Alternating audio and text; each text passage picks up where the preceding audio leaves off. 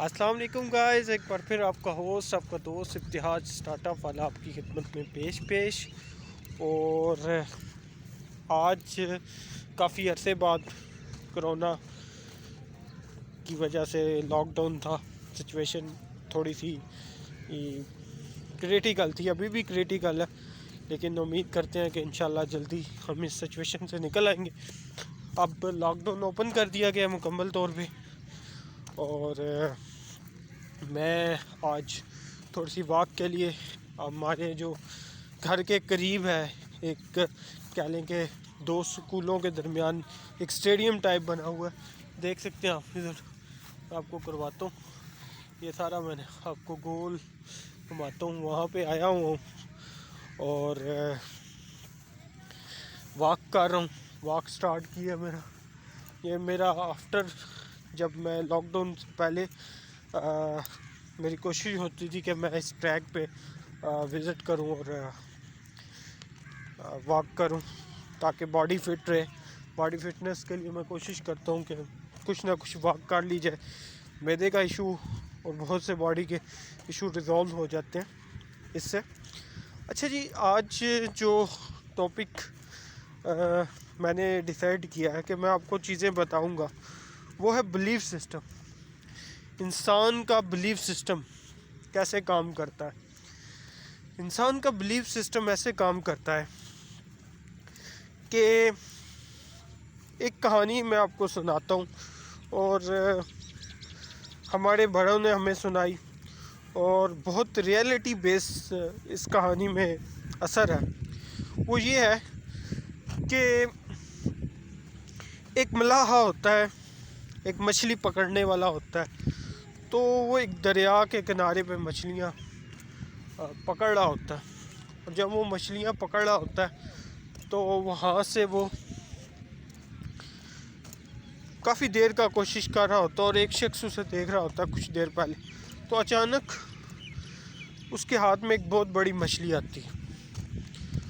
जब एक बहुत बड़ी मछली आती है तो जो दूसरा शख्स होता है, जो देख रहा होता है, वो बड़ा ताकतवर तनवा होता है, और वो जब उसके हाथ में मछली देखता है तो वो मछली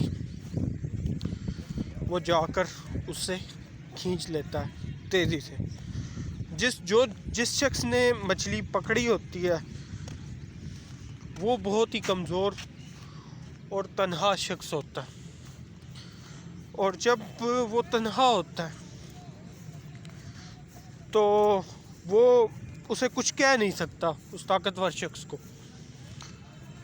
जब वो मछली खींचता है तो जो ताकतवर शख्स होता है उसके हाथ में हल्का सा जख्म आ जाता है, मछली उसके हाथ में आ जाती है। अब वो मछली घर ले जाता है, घर में पका लेता है और खा लेता है। जब वो ज़ख्म होता है 3 दिन बाद, वो ज़ख्म बहुत ज़्यादा जहरीला और बहुत ज़्यादा पेनफुल होता है। वो डॉक्टर के पास जाता है, तो डॉक्टर को वो चेक करवाता है, तो डॉक्टर कहता है कि ये तो ज़ख्म ऐसा है कि ये तो फैलता जाएगा, यहाँ से इसको आपका हाथ जो है कि उंगलियां काटनी पड़ेंगी। तो वो उंगलियां काटते हैं, तो फिर दोबारा वो घर आ जाता है, वही शख्स ताकतवर, और बड़ा परेशान होता है। फिर 3 दिन बाद वो दोबारा चेकअप के लिए जाता है, वो मज़ीद ज़ख्म जो होता है वो मज़ीद ख़राब हो जाता है। जब वो मज़ीद ज़ख्म ख़राब हो जाता है तो डॉक्टर कहता है कि अब तो पूरा हाथ आपका काटना पड़ेगा।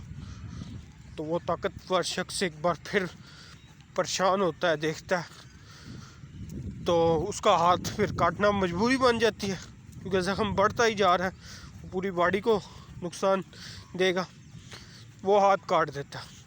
फिर 3 दिन बाद जाता है तो वो हाथ तक पहुंचा होता है उसकी जो जहरीलापन होता है। वो डॉक्टर कहता है कि अब तेरा हाफ हाथ काटना पड़ेगा। वो हाफ हाथ भी काट देते हैं।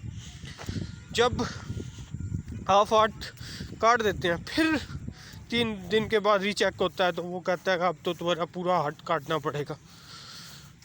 तो جب وہ دیکھتا ہے کہ پورا ہاتھ کاٹنا پڑے گا تو پورا ہاتھ کاٹ دیتے ہیں. پھر وہ 3 دن بعد جاتا ہے اپنا دوبارہ چیک اپ کروانے. تو ڈاکٹر کہتا ہے یار یہ ماجرا کیا ہے؟ وہ کہتا ہے تو نے کسی کے ساتھ غلط کیا ہے.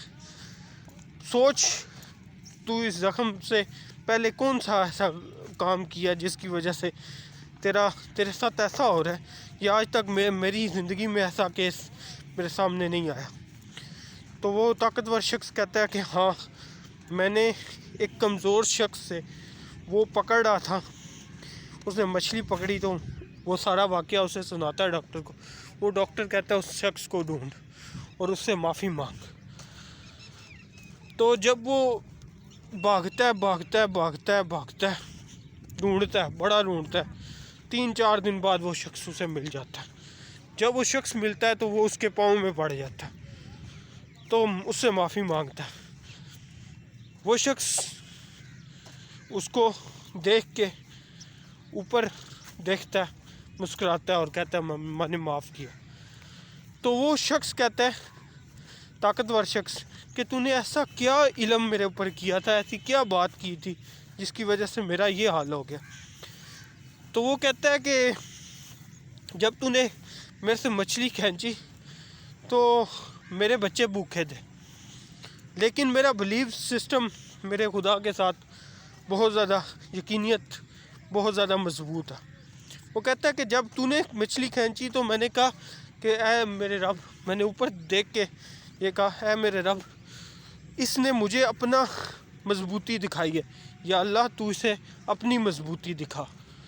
تو وہ شخص ادھر ہی پریشان ہو جاتا ہے, طاقتور شخص, کہ اس کی یقینیت کی حد کہاں تک ہے, یہ یقین کس لیول کا کار ہے, اور اس کا یقین کس لیول کا ہے, بلیف سسٹم کس لیول کا ہے. ٹھیک ہے, تو انسان کا یقین اپنے رب کے ساتھ اس لیول کا ہونا چاہیے.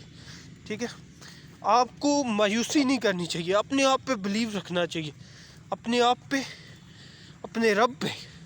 جب آپ اپنے رب پہ یقین رکھتے ہیں تو دنیا کی کوئی ناکامی, کوئی چیز, کوئی بیماری آپ کو چھو نہیں سکتی, اور آپ کامیاب ہوں گے. اور انشاءاللہ نیکسٹ ویڈیو میں آپ کا ہوسٹ, آپ کا دوست انشاءاللہ آپ کی خدمت میں پیش ہوگا. تب تک ہی اجازت دیجیے. اللہ حافظ.